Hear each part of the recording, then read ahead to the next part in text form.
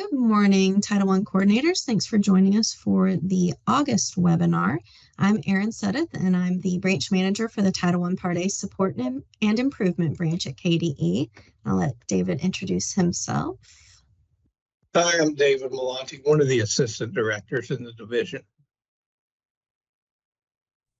Let me pull up our PowerPoint and let some other people in. All right, there we go.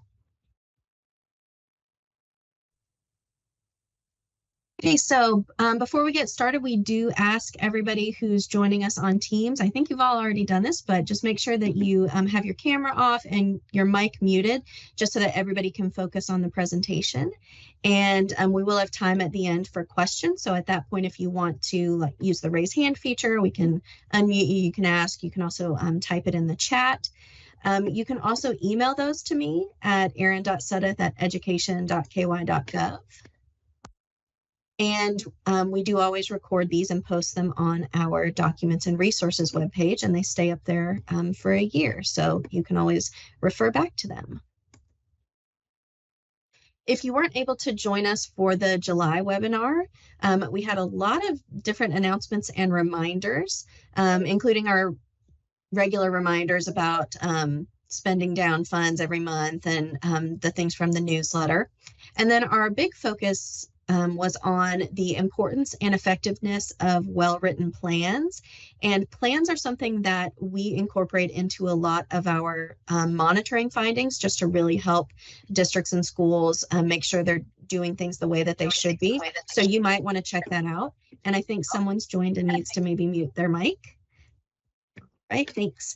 And then we also looked at safeguarding assets purchased with Title I funds, inventory, and things like that. And that's also a fairly common finding for monitoring. So if you're not familiar with that, go back and take a look at that recording.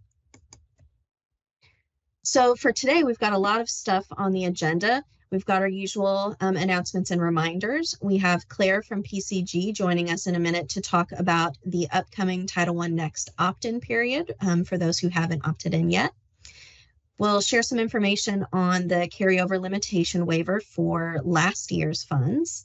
We'll talk about displaying the fraud hotline poster, paraprofessional qualifications, and then I've got some upcoming professional learning opportunities to share with everyone.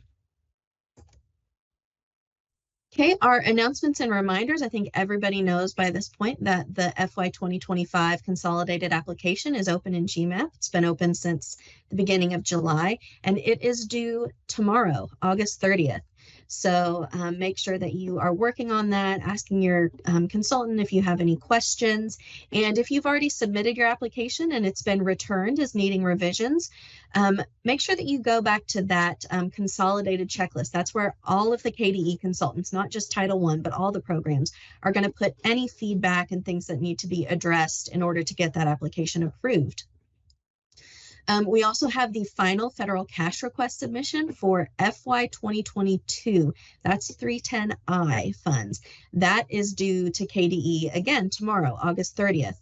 The last time I saw the district balances sheet showing what everyone had drawn down, that was from the beginning of the month. And there were still some districts who looks like they have some funds available to draw down. So make sure that you connect with your finance officer and that you've got everything submitted. You're good to go on that. We don't want to leave funds on the table. And then finally, don't forget that your assigned Title I consultant is always available to schedule some time, provide you with technical assistance. So whether that is, a quick email or a call with a question about GMAP, or maybe the allowability of a purchase, a program requirement, don't hesitate to email and call them. We also always email our new coordinators. We have a lot of new coordinators who've probably gotten this email recently.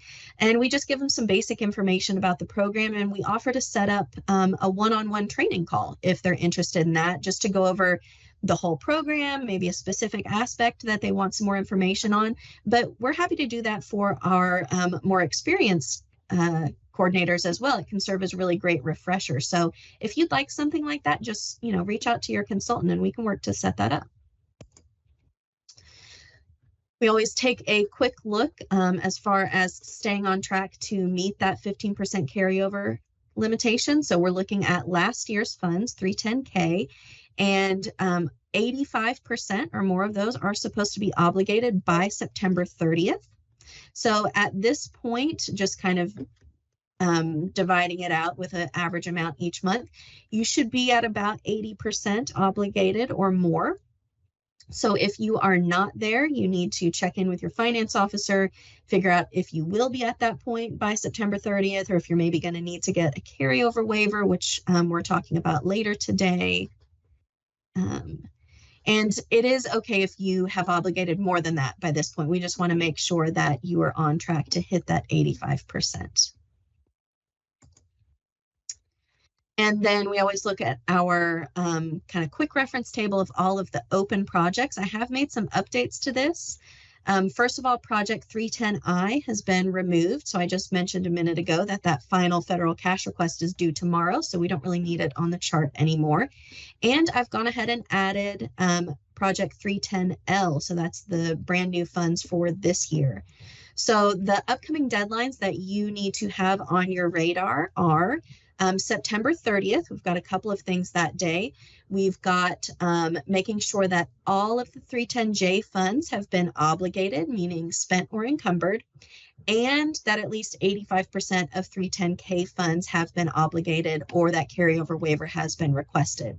And you may have seen in a news release from KDE, I think it came out last week, we are submitting a waiver request to USAID in order to extend the period of availability for those J funds, as well as see if we can waive that only once every 3 years limitation for the carryover for last year's funds. We will notify you as soon as we have information on that, but until we have any sort of confirmation, we need everyone to keep operating as though these deadlines are the deadlines. You know, try to be on track with all of those. And then the other deadline that's upcoming in the next few months is November 15th. And that's the deadline to submit that final federal cash request for 310J. And again, if we do get a waiver, that will change. But for right now, let's keep it at November 15th. So just check with your finance officer, make sure that you're on track to meet those deadlines. And just a quick reminder, make sure that you check on your open applications in GMAP to make sure there aren't any outstanding revisions that have been requested by KDE, whether that's Title I or one of the other programs. The last time I looked at fiscal years 23 and 24, there were about 30 to 50 districts whose applications were not listed as consolidated consultant approved. So that might be for Title I, it might be for another program, but just make sure you're going in there and double checking that you've taken care of everything that you need to. And our August Title I newsletter is posted on our webpage right now. If you're not subscribed to that, just let me know and I'll get you added. We had a lot of great information in there. Some of it is stuff I've already shared this morning, like that federal cash request and the GMAP application. We've got the carryover waiver information, which I will be sharing with you in a minute. And then we have an In Case You Missed It article that ties to an ESEA Now article. And that is on removing barriers for foster care students. Our Principal's Perspective article is kind of a continuation from the July webinar focusing on parent and family engagement. And this one is about moving from involvement to actual engagement. And so that's really important. We see parent and family engagement findings pretty frequently during monitoring. So be sure that you have looked at that, you've shared that with your principals. They can subscribe to the newsletter if they'd like to, just let me know. We've also got registration for the 2024 Continuous Improvement Summit, and then our recurring articles about, all of the year-at-a-glance deadlines and the open projects and things like that. So now I am going to turn it over to Claire from PCG to talk about the upcoming opt-in period for Title I next.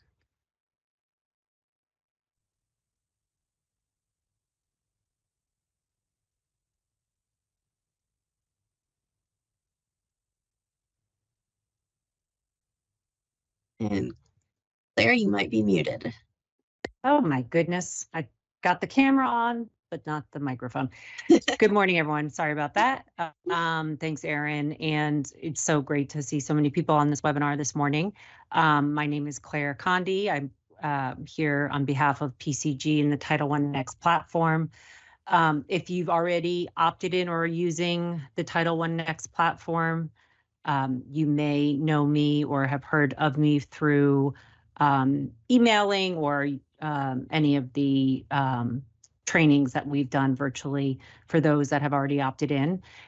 You also may have heard from my colleague Jennifer Jones in previous monthly webinars. She has been a great colleague and person on our team, but I'm sort of taking over for her right now in communication. So, and some of the other folks on this slide here have been or are continuously involved in the Title I Next partnership with KDE, which has been a really great one. I think I was just thinking this morning, I think we kicked that off in September of last year. So we're coming up on a year of working closely with Erin and David, which has just been fantastic. So that's our team. And just a little bit about PCG. So Public Consulting Group, we are based in Boston, but we are all over the United States, and we are a public sector consulting firm. We have been around since the mid-'80s, so just celebrated, I guess, what was that, our 40th year, is that right?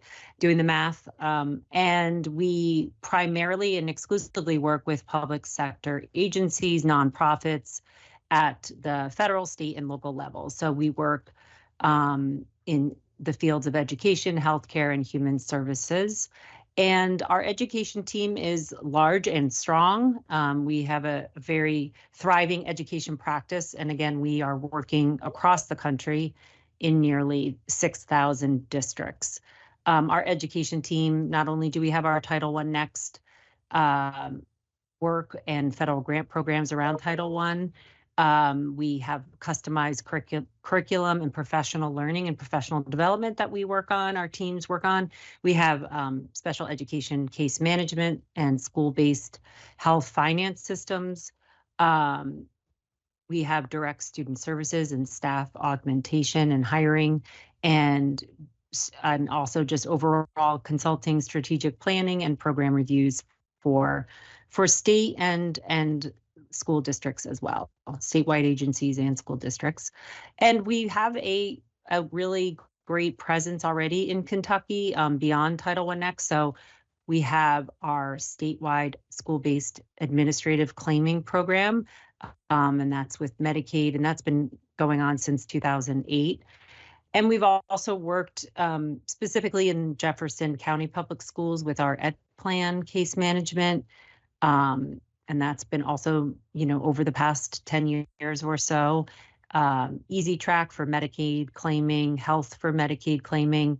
We have our behavioral threat assessment management system and Paperclip. We also have our university instructors group in education who helps with hiring and retaining instructors and teachers. And we work closely with the Kentucky Education Cooperative, again, with our behavior tracker system. So we have, we've been, you may have heard of PCG for all of these other services and solutions that we provide across the state. But we are here today to talk about the Title I Next platform. So again, this has been a program that we have been working on for about a year, but we really launched, I think our first opt-in was back in January. So KDE contracted with us, with PCG, to provide Title I Next, which is a Title I, it's a document management solution. And the great part of it is that it's at no cost to you all in your schools and districts. And just a little bit about Title I Next. So Title I Next is a cloud-based software program. So there's no apps to download or hardware that you need to purchase. It is cloud-based, and it's designed to really support all of you in the work you're doing with requirements and documentation around Title I Next, and streamline that and all those administrative processes for your school and district district's programs. We provide document management and we support the compliance monitoring for all of your Title I federal programs. It's a great system to just work closely with the state level down to the district and then the school level. And it is a way to get all of those papers out of boxes and really put it onto a system where you can quickly review, disseminate, retrieve, and approve, review, and evaluate the Title I documentation that you all are managing on your day-to-day work. So some key features of Title I Next. It's unlimited and it's secure storage. So no matter how many pieces of documentation requirements that you need to store and upload, Title I Next can help you manage that.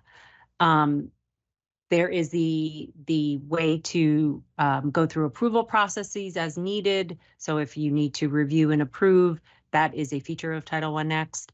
There are status reports, a way that you can run reports to see status on requirements and documentation. There is a great calendar. So when there are due dates that come up, we have a nice calendar right there on the Title I Next dashboard that allows you to see key due dates throughout the school year. Real-time monitoring alerts. So we have a notification system and alert system for tracking and keeping tabs on, again, movement and work on all of the documentation that you manage. We have an administrator dashboard. So if you are at the district level and you're overseeing several schools in your district, Title I schools, you can see that from your dashboard. And then we have a help desk support system. So if at any time you need assistance, we are here to support you. We have some quick start guides, we have some training videos, and then we also have just our support system where you can always email us to help with any questions that you have along the way. And so, as I mentioned, we have had 3 opt-in periods throughout this year.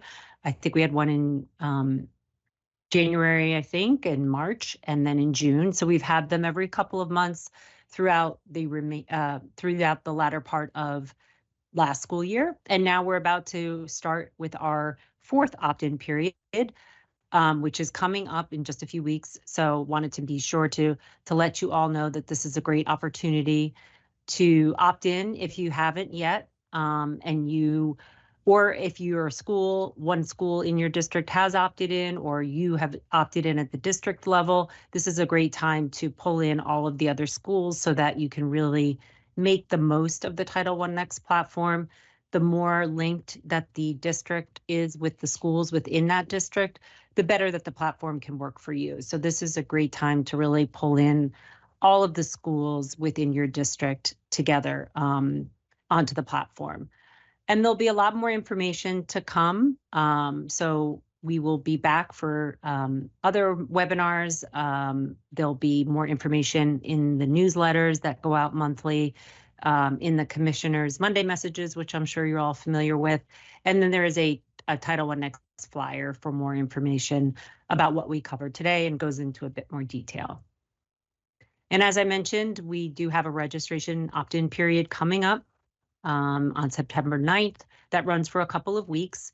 And then once you've opted in, you will get information about logging in and your credentials to use the system. And then we always offer training sessions right after the opt-in period. So we don't just have you opt in and then send you on your way. We want to make sure that you feel comfortable using the system. So we will have two training sessions.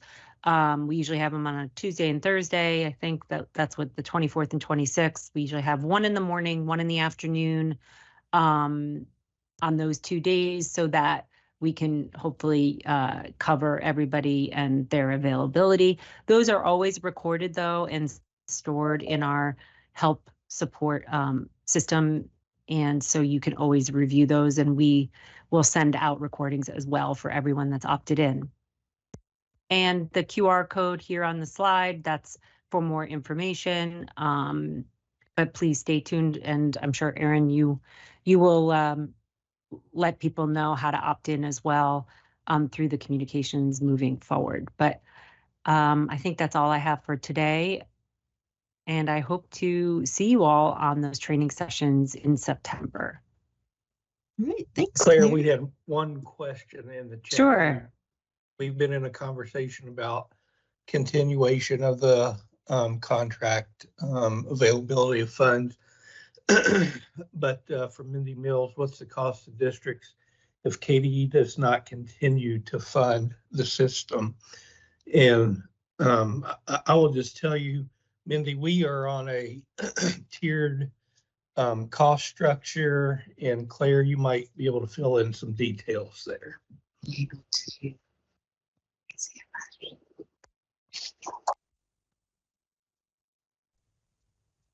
I'm sorry, David, did you want me to fill in as well? Yes. I missed that, you cut out a little bit. Yeah. Yep. So we are contracted, as David said, to work with the state for a specific amount of time. And then depending on that funding, we will hopefully continue to provide Title I-X to KDE and beyond the original contract time. I also see a question of how to add additional school level administrators. So I think that's for someone who is maybe opted in already.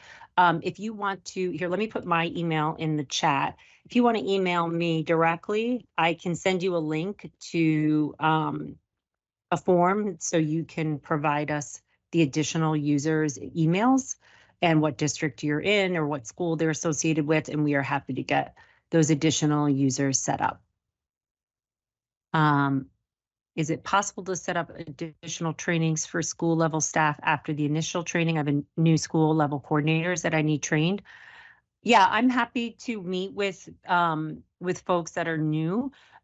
We also have the webinars, as I mentioned, that we've done. So each opt-in period, we have always done these trainings right after. So I think we have 3 different versions of that training session that I'm happy to send out.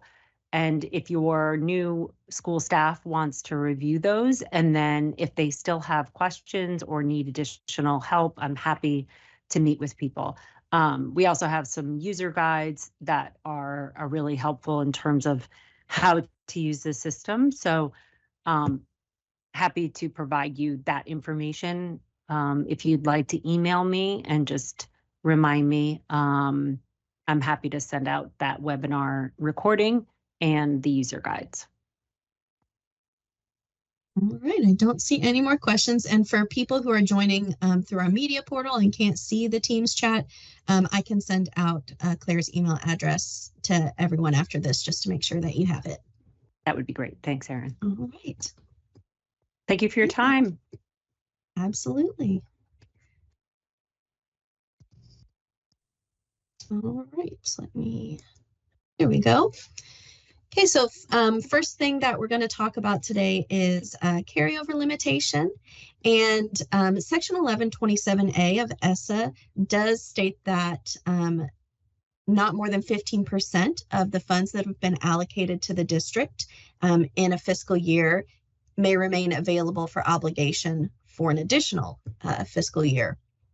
So as we've already kind of talked about, we need to make sure that at least 85% of those Project 310K funds have been obligated for activities that occur no later than September 30th. And then there also is a provision in Section 1127C, just reminding you that this limitation does not apply to districts that receive less than $50,000 in their Title I Part A allocation for the fiscal year. But that does not apply to a lot of people. So most of us have to pay attention to this carryover limitation. Right. So any district that knows that they're going to need a waiver, they need to go ahead and request that by email, and you send that email to David. That needs to be done no later than September 30th. And the carryover waiver email has to have a couple of specific items in it. First, just a statement that the district is requesting that carryover waiver for the school year 2023-24 funds. You need to give us the reason for the excess carryover. It doesn't have to be super lengthy. And then also a plan describing how you will effectively use those carryover funds. Again, not super lengthy. We also have our carryover information document on our webpage that has a lot more information on the requirement in there. And as I did mention earlier, we are submitting that waiver request to see if we can grant the waiver more than once every 3 years, and we'll let you know when we have more information on that.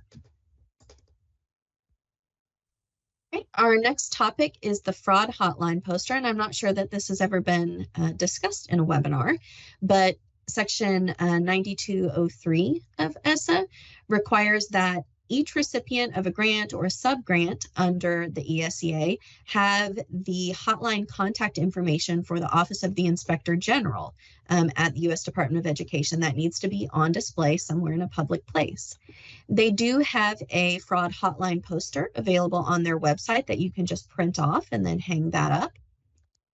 So the posters should be on display in the places that are receiving Title I funds. So the district office and all of the Title I served schools.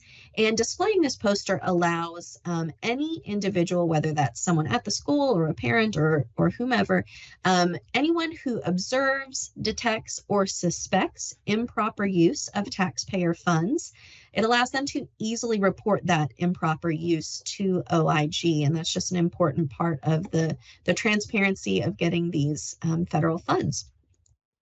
And KDE will be checking that the OIG fraud hotline poster is on display during our 2024-25 consolidated monitoring visits. And districts also need to annually notify employees of their responsibilities to report fraud. So you could be notifying them, hey, this is a new thing that is hanging up in the front office. Here's a little bit of information about it and how it relates to you. I just mentioned that we will be looking for this when we monitor this coming year. And I'll go ahead and throw out there that I did just post the revised monitoring checklist to the website yesterday. This has been added as an indicator, so I wanted to make sure that was out there. And kind of a side note, if you go and you open those new checklists, they're going to look very different. I changed the layout and the format quite a bit, but the content for the most part has not been changed, but I can get more information about anything that has changed for you guys in a little bit. And you can also visit the OIG website for additional information, and that's linked on the slides that you received. Right, and we're going to talk about paraprofessionals. So up first is just the definition, and this is from 704 KAR 3550. It's a new regulation. So a paraprofessional is a classified employee, regardless of their district assigned job title, who performs instructional support duties. And those duties may include one-on-one tutoring, assisting with classroom management, maybe assistance in a computer lab, or support and assistance in the library or the media center. Paraprofessionals may also act as translators, and they also provide instructional support services under the direct supervision of a teacher. So I do want to look back at the beginning of that definition and really emphasize the phrase, regardless of school district job title. So there are several job titles commonly used for paraprofessionals, like paraeducator and instructional assistant, but there are other titles out there too. So when we think about the qualifications for someone who is going to be employed as a paraprofessional, we need to focus on their job duties rather than their title. So no matter what you call this person, if this is the type of work they're doing, this instructional support for students, then they're a paraprofessional for the purposes of the requirements that they need to meet. So our minimum paraprofessional qualifications, we've shared this a couple times during the 23-24 school year, but I know we've got a lot of new coordinators and just want to make sure everybody's aware of the requirements.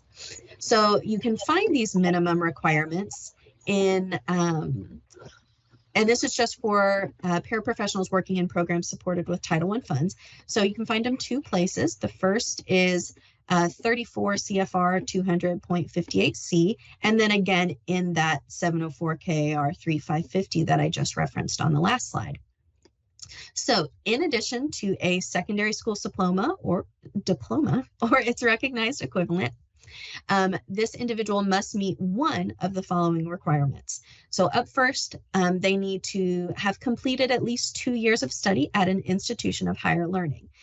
2 years is going to depend on how that institution defines like a full course load. I think for most it's 12 credit hours a semester, so we're looking at 48 credit hours or more total. If they set that at 15 hours, then that person's going to need 60 credit hours. Another way to meet this additional educational requirement is to have obtained an associate's degree or higher. And then finally, to meet a rigorous standard of quality and be able to demonstrate through a formal state assessment the knowledge of and ability to assist in instructing reading language arts, writing, and mathematics, or reading readiness, writing readiness, and math readiness. So who is supposed to meet these qualification requirements? Paraprofessionals with instructional duties in any program supported by Title I Part A funds have to meet these requirements. So if you have schools operating school-wide programs, which is most of our Kentucky Title I schools, this applies to all of the instructional paraprofessionals, whether they're paid with title funds or general funds, whatever. All of them need to meet these requirements. If you have schools operating targeted assistance programs, this is going to apply to the paraprofessionals who are paid from Title I Part A funds, whether they are paid fully or partially. They're going to need to meet these requirements. And then finally, if you have any paraprofessionals who have been employed by the district to provide equitable services in participating private schools. And we have a paraeducator requirements in Title I schools webpage that you can visit for more information. I do want to point out that paraprofessionals who serve only as translators or interpreters to enhance the participation of EL students, or those whose duties consist solely of conducting parent engagement activities or parent outreach, they are not required by ESSA to meet those additional qualification requirements. However, they may be required to meet additional requirements that have been set by your district. So also make sure that you've looked into all of those and those are taken care of.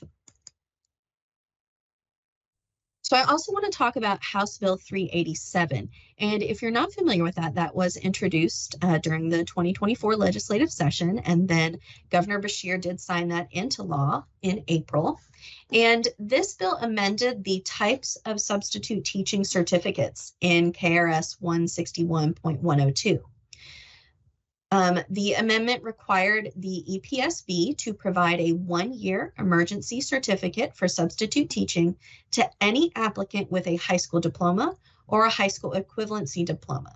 Now, this wasn't valid for full-time employment with a district as a substitute or as replacement of the teacher of record for more than 20 consecutive instructional days. And that's in Section 5 of that KRS. So how does House Bill 387 impact Title I paraprofessional qualifications? We've gotten several questions about that from districts since that bill was introduced and signed into law. House Bill 387 does not impact the additional education requirements for paraprofessionals working in programs supported with Title I Part A funds.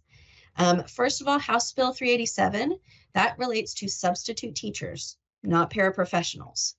And the additional paraprofessional education qualification is a federal requirement that's specific to schools receiving Title I Part A funds.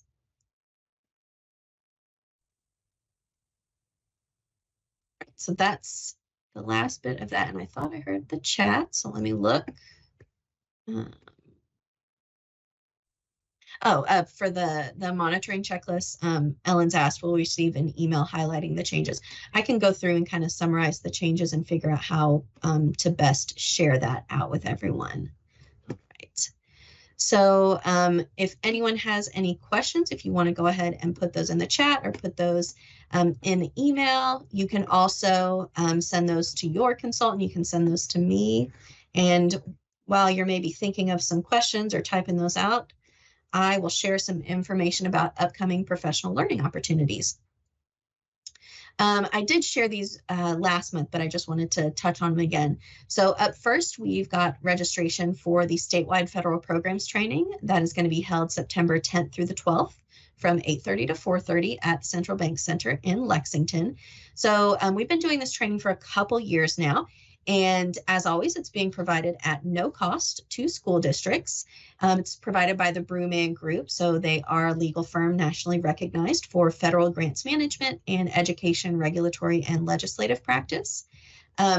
We always provide the same content over 3 days, so you're just going to pick one of these days to come to. You don't have to come to all 3.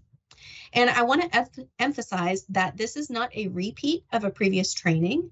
There are going to be some topics that are presented again, but there's also going to be legislative updates as well as a deeper dive into some selected topics. So this training is going to help you build a strong foundation in federal programs as well as stay current on those hot topics.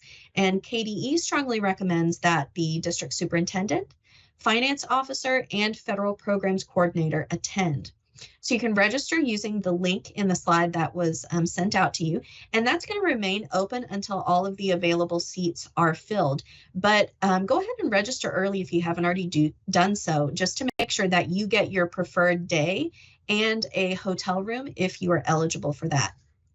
I've also gotten some questions from people about like ELA credit and finance officer PD credit. Those are going to be available for individuals who stay for the full day of training. And then we've got the Continuous Improvement Summit. It's always a very popular training. Registration is open for that, and that is September 23rd and 24th at Central Bank Center as well. So this training gives you the opportunity to explore a variety of topics and engage in conversations that will really enrich your understanding of continuous improvement. They always have a lot of great presenters at that. So you can still get the early bird pricing if you register before September 2nd. That's Monday, Labor Day. So maybe don't lose track of that over the 3-day weekend. Go ahead and register now. And additional event details are available in the July 15th Commissioner's Monday message, which is also linked in the slide. All right, let me check my email to see if there's any questions, and I'll put the next dates up here. Let's see. Couple more questions in the chat. And so one is, are there any conversations regarding the paraeducator exam? And yes, we are actually in the process of contracting with a vendor to redesign that exam. At some point, we may be reaching out to ask for volunteers to kind of test that to make sure that it's high quality, but right now we're just in the beginning stages of that work. And then the other question, is there a requirement for substitutes for paraprofessionals? Generally, no. I mean, bringing us up for a paraprofessional for a day, there's that same quality standard that does not apply. You know, if that person becomes a long-time hire, then yes, those quality standards would apply.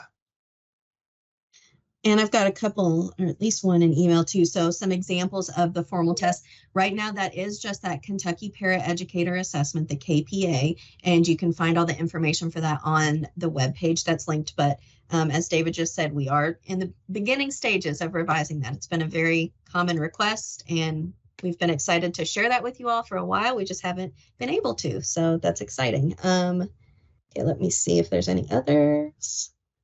I think that's the only question that came through email. So our next webinar is going to be Thursday, September 26th, right after the Continuous Improvement Summit at 10 a.m. Eastern, as always. And then we've also got the dates for the rest of the 2024 webinars up there. And I always like to remind you at the end of these that we are always interested in your feedback and learning what you'd like to see more of in our newsletters, our webinars, everything like that.